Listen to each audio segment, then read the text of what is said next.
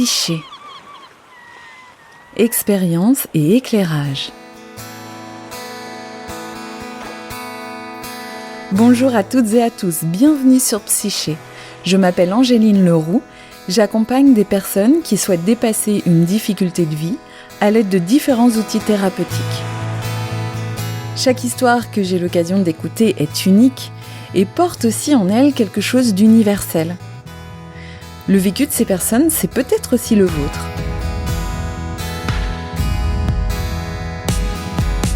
Psyché, un podcast qui propose à la fois des éclairages sur un thème de la vie intérieure et des récits relatant l'expérience d'une personne du point de départ à sa transformation. Aujourd'hui, Arnaud, de la crise d'angoisse au sens de la vie. Je reçois Arnaud en consultation parce qu'il fait de plus en plus de crises d'angoisse. Elle se déclenche à des moments auxquels il ne s'attend pas du tout, c'est-à-dire lorsqu'il est tranquille, lorsqu'il conduit, quand il fait ses courses au supermarché, quand il se promène en vacances. En fait, il est pris de panique sans du tout comprendre pourquoi.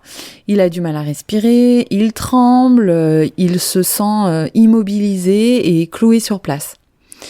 Il en vient à redouter ces moments-là parce que ça survient dans des moments quotidiens de sa vie. Et il se sent vraiment handicapé par ces angoisses parce qu'il arrive ni à les gérer ni à les comprendre. Lors de la première consultation, on cherche ensemble en fait à identifier pourquoi son système provoque ces crises d'angoisse. En fait, une difficulté ne se manifeste jamais gratuitement. Elle a toujours une raison d'être, une utilité ou en tout cas un message à faire passer. Et quand je parle de système, j'entends par là le fonctionnement entier de la personne, en fait. C'est-à-dire s'il y a des crises d'angoisse, c'est forcément qu'il y a une part de lui qui juge importante de créer ces crises d'angoisse et qu'elles ont une fonction. Donc Arnaud évoque toutes les choses qu'il fait au quotidien, qu'il vit comme des contraintes pesantes, en fait. C'est-à-dire qu'au travail, il ne s'épanouit plus autant qu'avant. Il a plein de problèmes à gérer. À la maison, il y a encore plein de travaux à faire. Il a l'impression d'être sans cesse en train de devoir faire des choses. Il est tout seul à assumer tout ça parce que sa femme s'occupe aussi d'autres choses. Et en fait, il se sent acculé, plus dans le devoir finalement que dans le plaisir. Donc, il me donne comme ça plusieurs exemples de situations où il est tout seul à gérer ou à porter un projet. Donc en fait, il se sent tout seul à porter les choses, exactement comme il le faisait quand il était enfant au sein de sa famille, puisque ça, on l'a abordé aussi. Donc ce qu'on voit là, c'est que Arnaud, il a besoin de soutien, en fait. Donc je lui demande s'il a déjà pensé à déléguer certaines tâches pour libérer du temps pour lui. Et il me dit qu'en fait, non, il y avait même pas pensé, parce que dans sa tête, c'est à lui de le faire, quoi. Et ensuite, je lui demande si... je lui dis, voilà, s'il n'y avait pas toutes ces choses à faire, à quoi vous passeriez votre temps ? Qu'est-ce qui est vraiment important pour vous, en fait ? Et là, il me parle de ses rêves. Des rêves qu'il n'a jamais songé à réaliser parce que il a gardé ça comme un rêve et donc il l'a enfoui au fond de lui. Et donc parmi ces rêves, il y a le fait par exemple, de monter une association pour aider des enfants atteints du même syndrome que sa fille. Il y a aussi conduire une voiture de course, parce que ça c'était un rêve d'enfant. Et puis il a vraiment envie de se remettre à la course à pied, de faire des marathons, enfin des choses comme ça. Et donc il réalise qu'à 50 ans, il est grand temps de vivre un temps de qualité pour lui, quoi, et de se concentrer sur ce qui est vraiment important pour lui. Donc en lui posant ces questions-là, en fait, j'ai pointé ce qui était fondamental pour lui. Et ces crises, alors, qu'est-ce qu'elles l'obligent à faire finalement ? Parce que c'est ça la question qu'on peut se poser, en quoi elles sont utiles ? Et en fait, ça l'oblige à s'arrêter tout simplement, parce que quand il fait une crise d'angoisse, il peut plus rien faire. Donc il est obligé de se stopper net et de se questionner aussi. Et là, Arnaud me demande, mais pourquoi j'ai ces crises d'angoisse dans des moments où justement je suis détendue ? Je lui dis, c'est très simple, parce que le reste du temps, comme vous contrôlez, vous êtes sous tension, vous êtes en tension, donc vous prenez sur vous. Donc votre corps, il profite des moments où vous vous relâchez pour se faire entendre. Comme ça, vous pouvez pas passer à côté, quoi. Et d'ailleurs, ça fait souvent ça dans les moments de détente. C'est là où les crises apparaissent. Un peu comme quand vous êtes au travail, vous donnez toute votre énergie, vous prenez sur vous alors que vous sentez la fatigue qui s'accumule. Et puis arrive le premier jour des vacances et là, bam, vous tombez malade, le corps se relâche, toutes les tensions remontent et s'extériorisent, soit sous forme de crise d'angoisse, d'épuisement, d'insomnie ou un rhume, que sais-je, une maladie, quoi. Donc Arnaud me donne aussi un autre indice, c'est dans les endroits où il y a beaucoup de monde que les crises se manifestent le plus souvent. Et là, il me demande pourquoi. Alors comme l'inconscient fonctionne par métaphore, par analogie, le fait qu'il y ait trop de monde, en fait, ça fonctionne comme un trop-plein. Et dans un supermarché, c'est pareil, il y a un trop-plein de marchandises. En fait, tout ça, c'est énergétique aussi. C'est-à-dire que Arnaud, il vit comme un trop-plein toutes les activités qu'il se doit de faire, alors qu'il n'en a pas vraiment envie, ou qu'en tout cas, ça a perdu du sens pour lui. Et quand il est confronté à nouveau à une sorte de trop-plein, donc trop de monde, trop de bruit, trop de biens de consommation, c'est un peu comme la goutte qui fait déborder le vase, et là, son corps dit stop. Donc là, Arnaud, il comprend mieux que son corps, en fait, il est tout entier à son service, et il n'est pas contre lui. Et que ces crises d'angoisse, c'est plutôt un signal qu'il doit prendre en compte d'abord et décrypter ensuite. Je sens chez Arnaud des émotions enfouies qu'il n'exprime pas. Et en fait, il me dit que, en effet, il ne s'autorise pas à exprimer ses émotions et qu'en tout cas, il sait pas toujours comment les utiliser. Donc, il prend sur lui et il continue la tête dans le guidon, quoi. Sauf que là, tout son système, c'est-à-dire son corps, son esprit, arrive à saturation.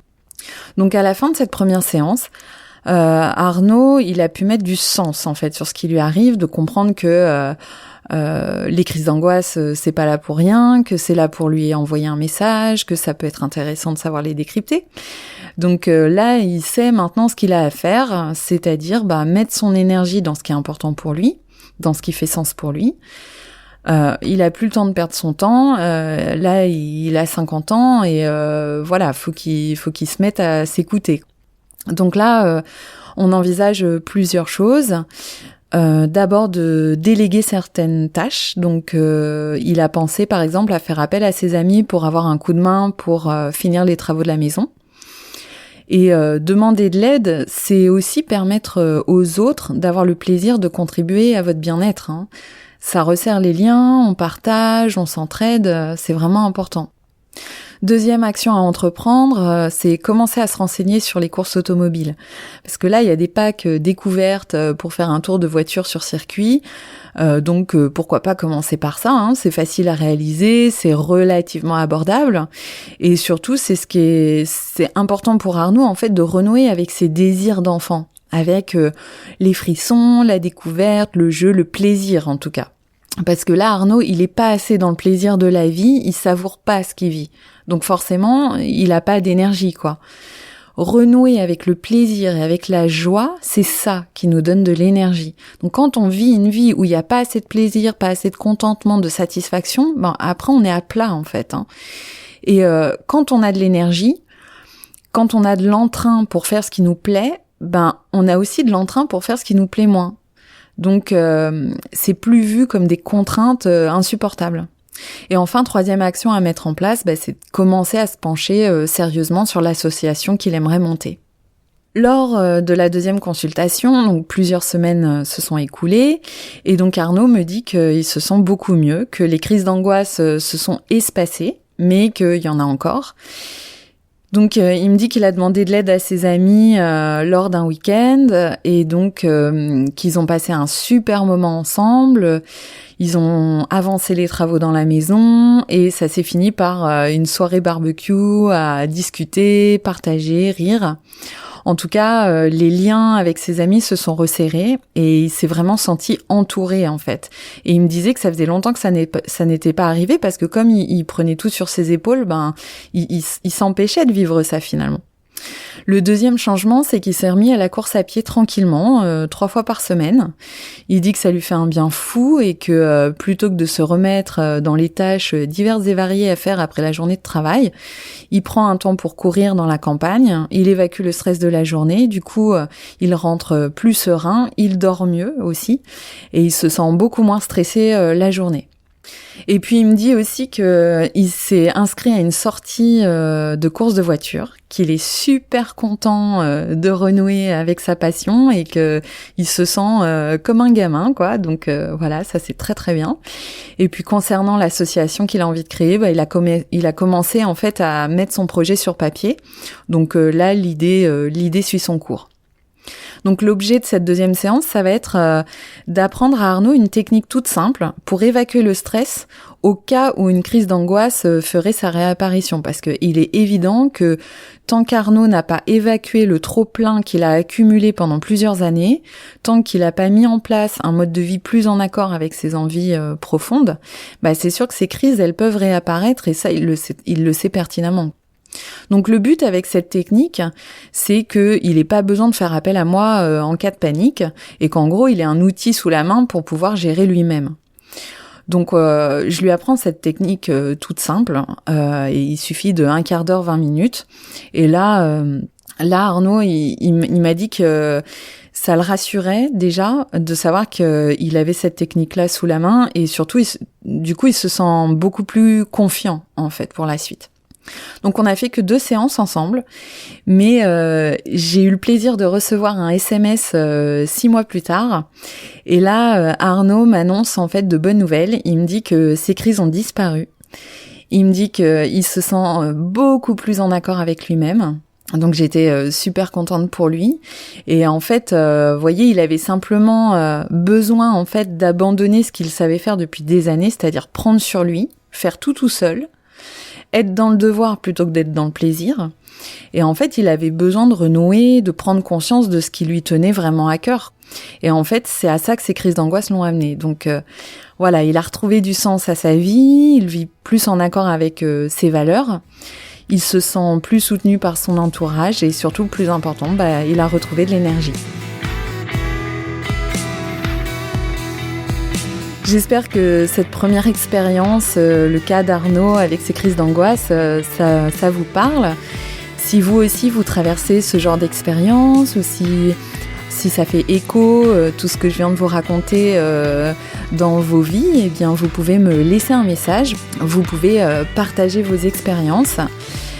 Soit sur Instagram, sur mon compte angelineleroux.thérapie avec un Y à la fin, soit sur la chaîne YouTube de Psyché, et puis peut-être sur la page Facebook de Psyché que je vais sans doute ouvrir d'ici peu. Je vous remercie beaucoup pour votre écoute et puis à très bientôt pour un prochain épisode.